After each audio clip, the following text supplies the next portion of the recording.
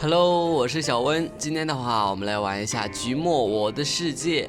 这个杰克奥特曼呢，他就是把这个海绵宝宝跟派大星养在他家自己的冰柜里面啊。这冰柜呢，说普通一点，就是我们家里的冰箱了。因为这个海绵宝宝和派大星啊，他们是不能在这个陆地生活的，他们是海洋生物嘛。